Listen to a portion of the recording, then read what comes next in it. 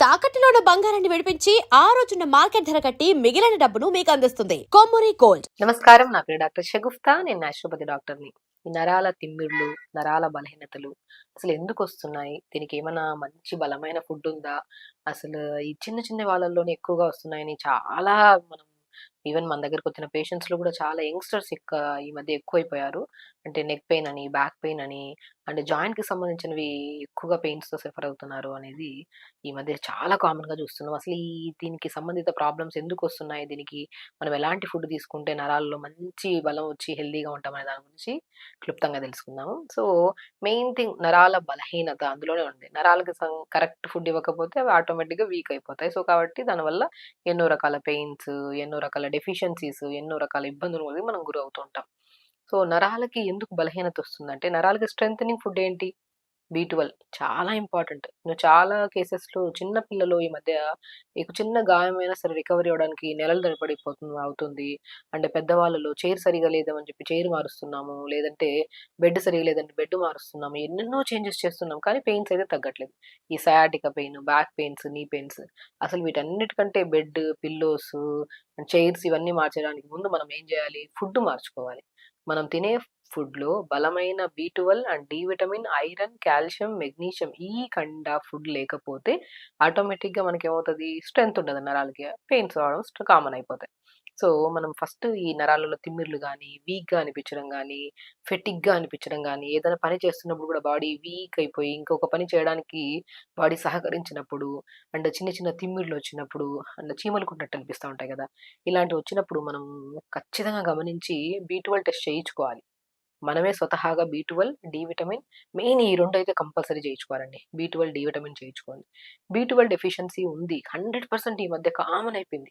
చాలామంది అనుకుంటాం నాన్ వెజిటేరియన్స్‌లో మంచి బి12 దొరుకుతది కదా! తింటే మనకి బి12 డెఫిషియన్సీ ఉండదు అంటుంటారు. కానీ వెజిటేరియన్‌కి, నాన్ వెజిటేరియన్‌కి అబ్సార్ప్షన్ కెపాసిటీ సరిగ్గా లేదు. అంటే మనం తిన్న ఫుడ్‌లో మంచి బలమైన ఆహారం అంటే అరిగించుకోలేక శరీరాన్ని పట్టలేదనుకోండి, ఏ వెజిటేరియన్ వాళ్ళు గాని, నాన్ వెజిటేరియన్ వాళ్ళు గాని కామన్ అన్నమాట.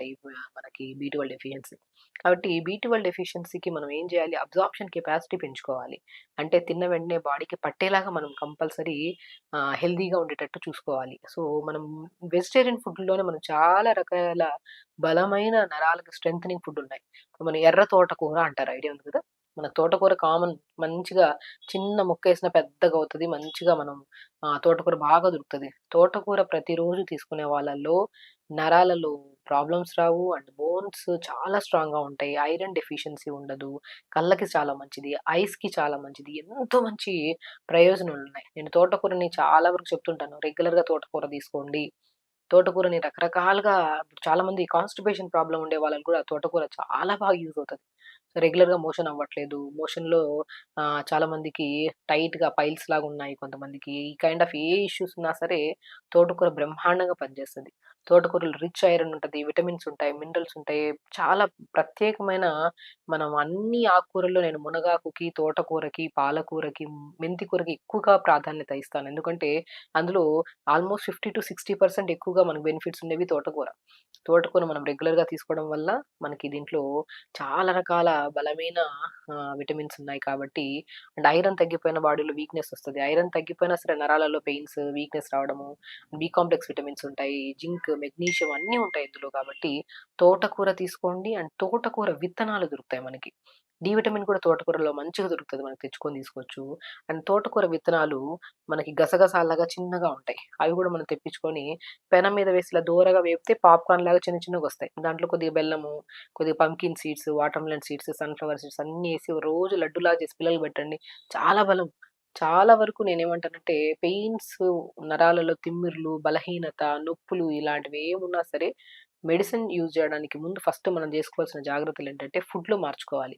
మంచి రోజు తోటకూర విత్తనాల్ని మంచిగా లడ్డూలాగా చేసుకొని డైలీ ఒక లడ్డు తినడము. లేదంటే తోటకూర విత్తనాల పౌడర్ దొరుకుతది. దాంట్లో కొద్దిగా క్యారట్, సొరకాయ, బీరకాయ తురిమేసి, కొద్దిగా తోటకూరేసి, కొద్దిగా జీలకర్ర వామేసి, వేడి నీళ్ళేసి కలిపి మంచిగా జొన్న రొట్టె ఎలా చేస్తాం, అలా తోటకూర తో కూడా మనం చపాతీలాగా చేసుకుంటే గ్లూటెన్ ఫ్రీ ఉంటది. బరువు తగ్గడానికి యూజ్ అవుతది. నరాలకి స్ట్రెంత్ ఉంటది. కళ్ళ సమస్యలు పోతాయి. క్యారెట్, సొరకాయ ఇవన్నీ ఏస్తున్నాం కాబట్టి హై బీపీ ఉన్నా కూడా కంట్రోల్‌లోకొస్తది. ఎన్నో రకాల కిడ్నీ ప్రాబ్లమ్స్ రావు. చాలా మంచిదండి. తోటకూర విత్తనాల పౌడర్ దొరికితే మాత్రం చాలా, చాలా కామన్ అయిపోయింది. ఎందుకంటే మనం గూడా చాలా వీడియోస్‌లో చెప్పాం. బలమైన విత్తనాల్లో తోటకూర విత్తనాల పౌడర్ తెప్పించుకొని, మనం జొన్న రొట్టె, రాగి రొట్టె, సజ్జ రొట్టె ఎలా చేస్తున్నాం, అలాగే తోటకూర చపాతీతో గూడా మనం తోటకూర విత్తనాలతో గూడా పౌడర్ పట్టిచ్చేసుకుంటే రాగుల్లాగా దాంతో కూడా చాలా బలం ఉంటదనమాట. సో, అలాగా మనం నరాలలో స్ట్రెంత్ కావాలంటే మనకేం కావాలి? బి12 కావాలి, డి విటమిన్ కావాలి, ఐరన్ కావాలి, కాల్షియం కావాలి, మెగ్నీషియం చాలా చాలా ఇంపార్టెంట్ కాబట్టి మనకి వీటన్నిటిలో సంపూర్ణంగా దొరుకుతది. తోటకూరలో దొరుకుతది, తోటకూర విత్తనాల్లో దొరుకుతది. దాంట్లో ఇంకొద్దిగా యాడ్ చేసుకుంటే తోటకూర విత్తనాల పౌడర్‌లో క్యారెట్, సొరకాయ, బీరకాయ తురిమేసి కొద్దిగా pumpkin seeds, water melon seeds, నువ్వులు, ఫ్లాక్స్ సీడ్స్ అన్నీ వేసి చపాతీ చేసుకొని బలంగా తినండి. పిల్లలకి మంచిగా పెట్టండి. హెల్తీ ప్రాసెస్‌లోకెళ్ళండి. అండ్ ప్రతిరోజు క్యారెట్, బీట్రూట్, యాపిల్ చిన్న అల్లం ముక్కేసి, ఒక గ్లాస్ నీళ్ళేసి మిక్సీ పట్టేసి పిప్పంతా పిండేసి జ్యూస్ తాగండి. చాలా మంచిది. సో, మనం పిప్పితో పాటు కూడా తినొచ్చు. పిప్పి లేకుండా కూడా తీసుకోవచ్చు. కొంతమంది పిప్పి తింటే గ్యాస్‌లాగా ఫార్మ్ అవుతదంటే పిప్పి తీసేసి తినమంటాను. లేదు ఏ ప్రాబ్లమ్ లేదంటే డైరెక్ట్‌గా కూడా తీసుకోవచ్చు. ఇలా మంచి బలమైన ఫుడ్‌లు మనం హ్యాపీగా నేచురల్‌గా మనం ఫుడ్‌లోనే దొరుకుతున్నప్పుడు మనం ఎందుకు సప్లిమెంట్స్‌లోకెళ్ళాలి? మరీ తక్కువుంటే విల్ సీ. అప్పుడు మనం చూద్దాం సప్లిమెంట్స్. బట్ బాడీలో మరీ తక్కువుంటే వీక్‌నెస్ కాదు. విపరీతమైన పెయిన్స్ ఇంగా డిఫరెంట్ కైండ్ ఆఫ్ ఇష్యూస్ ఉంటాయి. సో, మనకి స్టార్టింగ్‌లోనే తిమ్మిర్లు, బలహీనతలు, నొప్పుల్లాగా అనిపిస్తే మనం స్టార్టింగ్‌లోనే డయాగ్నోస్ చేసుకొని టెస్ట్‌లకెళ్ళడానికి ముందే ఫస్ట్ ఫుడ్‌లో మనం మార్పులు చేసుకొని, జంక్ ఫుడ్స్ అన్నీ ఆపేసి, పొద్దున్న చిన్న చిన్న ఎక్సర్‌సైజ్ చేసుకొని, క్యారెట్, బీట్రూట్, యాపిల్ చిన్న అల్లం ముక్క జ్యూస్ చేసుకొని తాగడము. దాని తర్వాత ఈ మంచిగా మన తోటకూర విత్తనాలతో చపాతీ చేసుకోవడం, తోటకూరను ప్రతిరోజు లంచ్‌లో తీసుకోవడము, రైస్‌తో పాటు ఇలా మంచిగా త్రూఅవుట్ ద డే వాటర్ బాగా తాగడం. ఇలాంటి పద్ధతులు ఫాలో అయితే నొప్పులనేవి ఉండవు. హెల్తీగా ఉంటాం, యాక్టివ్‌గా ఉంటాం. సో, ఖచ్చితంగా చేయండి. హెల్తీగా ఉండండి. హ్యాపీగా ఉండండి. నమస్కారం.